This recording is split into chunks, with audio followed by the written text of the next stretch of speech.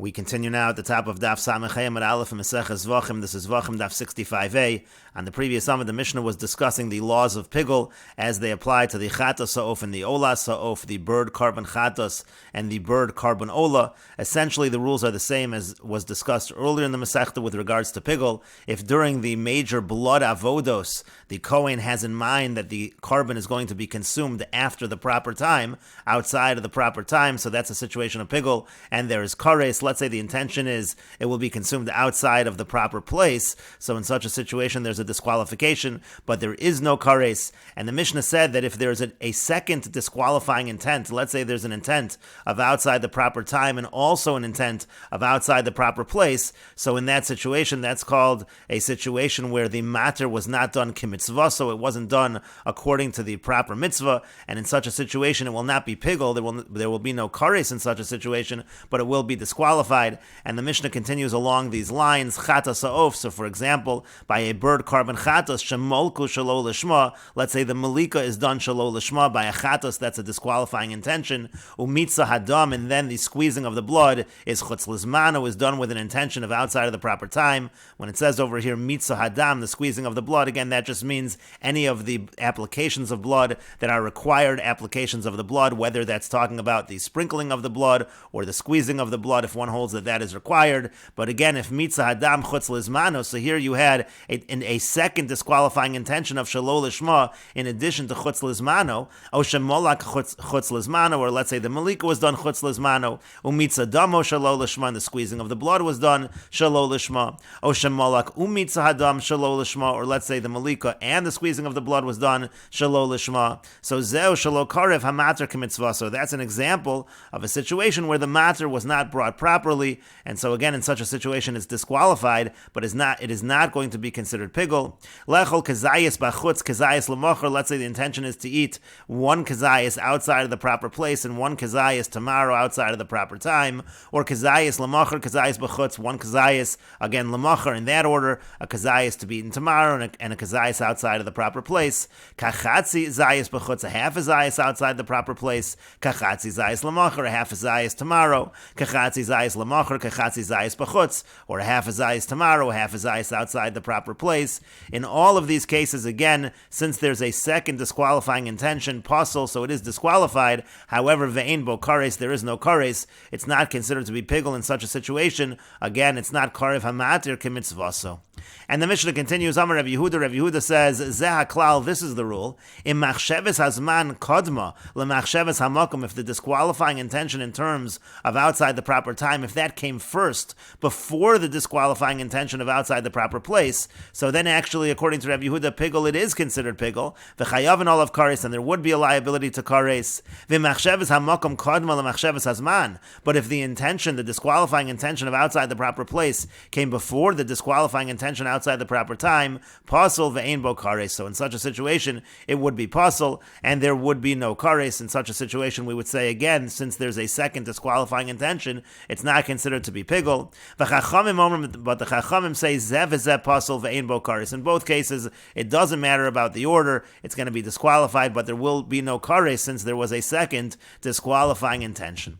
Lechol kachatzi zayis ulahakdir kachatzi zayis. What if the intention to consume the carbon outside the proper time was a half a zayis would be eaten and a half a zayis would be burned? So they're kosher. They're actually, it would be kosher. That would not be a problem of pigul. Why? She'ein achila v'haktorah mitzdarfen, because the eating and the burning of the carbon, you have a half a zayis of each, those are not going to combine, those are not going to be mitzdaref to create a situation of liability. And the Gemara says, Tanu Rabbanan, the rabbis taught, v'hikrivo, it says in the pasuk that he brings it close. We'll take a look at the full pasuk. V'hikrivo hakohen al hamizbeach. It says the kohen brings it close to the mizbeach. This is talking about the ola sa'of, the bird carbon ola.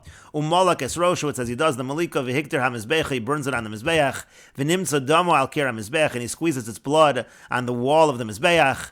And so the Brisa says again. It says that he brings it close. Ma Talmud lomar. Why does the pasuk need to say this? Lefi shenemar, because it says says in the pasuk earlier, v'hikriv min hatorim o min b'nei hayona, it says he brings from the doves or from the pigeons. So yachol, one might think, hamisnadev of, one who donates a bird, lo yifchos mishnei preidin, it can't be less than 2 birds, he has to bring at least 2.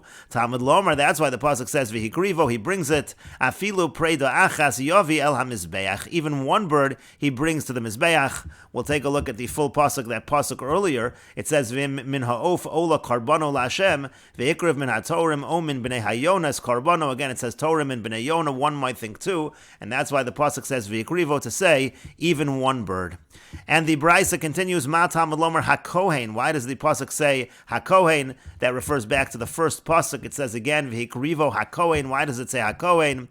And the Brisa says, Likvoa lo Kohen, to establish that this must be done by a Kohen. Sheyachol, because one might think, V'alo dinu, it's logical. Uma ben son, if when it comes to sheep, Shekava lo tzafon, where there's a requirement of north, it has to be slaughtered in the north of the Azara, lo kava lo Kohen, but there is no requirement established that it has to be a Kohen doing the shechita, doing the slaughtering. So ov shelo kava lo tzafon, a bird where there is no north requirement, eino din shelo yikva lo Kohen, isn't it logical to say that there should not be a requirement of the Kohen? So Talmud Lomer, the pasuk says El HaKohen likvoa lo Kohen. It says El HaKohen to say that the Kohen is required. And the Brisa continues, Yachol yimlekenu b'sakin. One might think that the malika should be done with a knife. V'dinu, and it would be logical. Uma'im shchita, when it comes to shchita, slaughtering, shelo kava lo Kohen, where a Kohen is not required. Kava lo kli, a vessel, a knife is required. So malika, when it comes to malika, shekava lo Kohen, where a Kohen is required. Eino din sheyikva lo kli, shouldn't it be established that it should be done with a kli, with a vessel?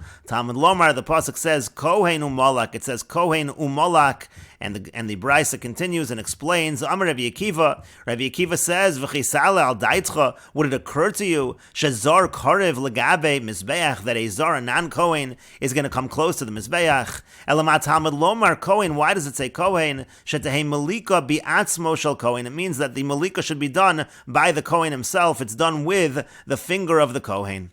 And Yachol Yimlekena Bein Milmala Bein Milmata, one might think that the Malika should be done. It doesn't matter if it's on the upper part of the Mizbeach or the lower part of the Mizbeach. Talmud Lomar Umolak V'hiktir. It says in the pasuk, the Malika is done and the burning is done. Mahaktara Barosh HaMizbeach, just like the burning is at the top of the Mizbeach. Af Malika Barosh HaMizbeach, so too the Malika is done at the top of the Mizbeach. Umolak Mimul Oref, and where's the Malika done? It's done Mimul Oref. It means to say it's done opposite the nape of the neck, a little lower than the nape of the neck, the back of the neck. Ata omer mimul oref, you're saying it's mimul oref, again, it's by the back of the neck. Oeno ella, min hatzaver, maybe it's by the throat itself. Vidinu, and it would be logical. Nemar kan umolak, it says over here umolak, vinemar lahalon umolak, and it says further on umolak, and here we're talking about the umolak by the chatos of, by the bird carbon chatos. The full pasuk over there is Vehevi Osam el HaKohen Vehikriv es asher lachatos rishona umolak es rosho mimul orpo v'lo yavdil. It says explicitly mimul orpo over there, and so the Brisa is saying it's logical as follows. Again, it says umolak here, it says umolak over there. Ma'alahalon mimul oref, just like over there, it's mimul oref. That's the area where the malika is done, corresponding to the nape of the neck. Afkan mimul oref, so too over here, it's the area that's opposite, that's corresponding to the nape of the neck. Again, the area below the nape of the neck, the back of the neck. Now, if over there, when it comes to the chatas ha'of, as we just saw in the pasuk, the malika is done, but it's eino mavdil, he doesn't separate the head from the body. Afkan molek ve'eno mavdil, so to by the olas ha'of, so to here, the malika should be done without separation. Talmud lomar umolak v'hiktir. The pasuk says umolak v'hiktir, that he does the malika and burns it. Mahaktara harosh li'atzmo v'haguf li'atzmo, just like by the burning, the head is burned independently and the body is burned independently. Af malika, so too the malika. Harosh li'atzmo v'haguf li'atzmo, the head is by itself and the guf is by itself. It is with separation. And the Brisa continues, uminayin shaktaras harosh bi'atzmo v'haguf bi'atzmo. From where do we know that the burning of the head is on its own and the burning of the body is on its own? Shenemar, as it says in the pasuk, v'hiktir oso, it says burn it. Hare haktaras haguf amura, that's referring to the burning of the body. Hamani mekayim v'hiktir hamizbecha. So what does the pasuk mean when it says he burns it on the mizbeach? That's b'haktaras harosh hakosim medaber. That's talking about the burning of the head. They are done separately. V'nimsa damo kulo el kir hamizbeach. It says again that the v'nimsa damo, that the squeezing of the blood is by the kir hamizbeach, the wall of the mizbeach. We'll take a look again at the full pasuk. The full pasuk was that first pasuk that we brought. Ve'ikrivo hakohen al hamizbeach u'malak es rosho ve'hiktir hamizbecha ve'nimtza damo al kir hamizbeach. Again, it says nimtza damo al kir hamizbeach. And we understand from there, velo al kir hakevish, it's not done, the squeezing of the blood is not done on the wall of the ram, velo al kir ha'hechol, it's not done on the wall of the hechol of the Beis HaMikdash, ve'ezeh zekir ha'elyon. And what are we referring to? We're referring to the upper wall, again, the upper part of the Mizbeach. Oeino el kir ha'tachton, or maybe you'll say it's the lower wall, the lower half of the Mizbeach, v'dinu, and it would be logical. Ma behema shechatasa l'malif, when it comes to an animal carbon, the chatas is done on the upper half, olasa l'mata, the ola is done on the lower half. So ov shechatasa lamata, the bird where the chatas is done on the lower half, eino din sho laso lamata, isn't it logical that the ola should be on the lower half? Talmud lomar umalak v'hiktir v'nimtza damo. It says the malika is done, the burning, and v'nimtza damo, the squeezing of the blood. V'chisala al daitcha, would it occur to you la'achar shehiktir, that after the burning is done, chor umematza, then the squeezing is done? It seems to be out of order. Ela lomar lach, rather the pasuk is telling you mahaktara barosh hamizbeach, just like the burning is on the top of the Mizbeach, af mitzvoi barosh HaMizbeach, so too the squeezing of the blood is at the top of the Mizbeach. Haketzad, how so? Hayaola bekevish, he goes up the ramp, ufone lesoviv, he turns by the soviv, by the ledge, ubolo lekeren duromis mizrachas, he comes to the southeastern corner, hayamolek es rosha mimul arpa, he does the malika by its head, mimul arpa, again, below the nape of the neck, umavdil, and he separates, umematza midama al kir HaMizbeach, and he squeezes from its blood on the wall of the Mizbeach. Now, if he does it below his feet, even an amma, let's say he does it below the ledge a little bit, he bends down, kashera, it is kosher. Rabbi Nechemia, Rabbi Eliezer ben Yaakov Omrim, Rabbi Nechemia and Rabbi Eliezer ben Yaakov, they say, kol atzma ein nasis ela barosh hamizbeach. It has to be done at the top of the Mizbeach.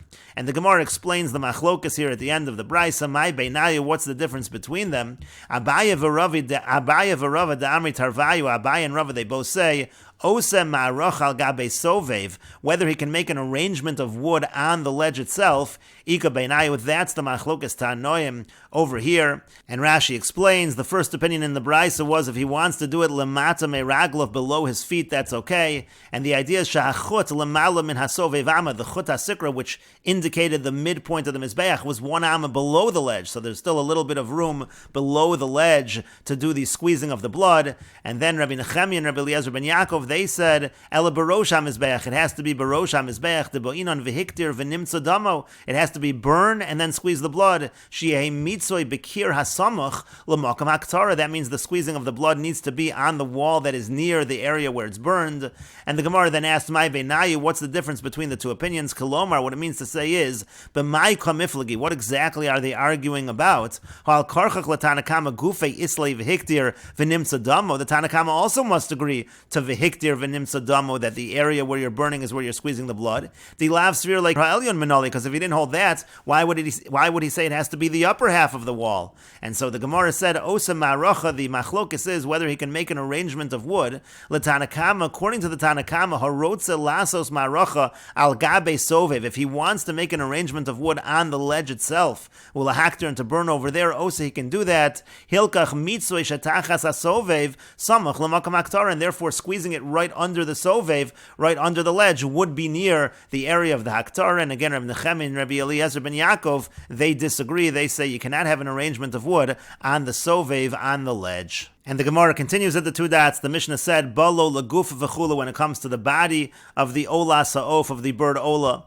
And the Gemara says, Tanu Rabban, and the rabbis taught, V'heser es moraso b'notzasa. It says in the pasuk, he removes moraso b'notzasa. What is that referring to? Zu zefek, that refers to the crop of the bird. Yachol yaktir b'saken v'yitlenu, one might think he cuts with a knife and takes it. We'll see Rashi in a moment. Talmud lomar b'notzasa, it says b'notzasa, he takes it with its feathers. Notel es hanotza ima, he takes the feathers together with it. Abba Yossi ben Chanan Omer, Abba Yossi ben Chanan says, notela v'notel korkavana ima, he takes it and he takes the gizzard with it. Devei Rabbi Yishmael taught, in the yeshiva of Rabbi Yishmael it was taught, b'notzasa, what does the word b'notzasa mean? B'notza shala, it means with its feathers. Kodra b'sak, and he cuts with a knife. Kimin aruba, he makes like an opening. An aruba is an opening like a window. And Rashi explains, Yachol yakter, one might think he should cut with a knife. It means yakter esa or besakin. One might think he should cut the skin with a knife. V'yitlenu lezefek levado, and only take the crap. Below oru, below notza, without the skin, without the feathers, one might think that. V'notel es korkavana, he takes the gizzard. V'notsasa lashon perish. According to this, the word notsasa is like a language of excrement. V'davar mo, so it's something disgusting. And then b'notsasa shalah, we understand that b'notsasa, it actually means binotza shalah. Binotza shalah means velo yoser mimash keneged hazefik. Whatever he's taking in terms of the feathers, he shouldn't take more than what is opposite the crap. And we will continue with this discussion in the next video on Daf 65a Amud Beis.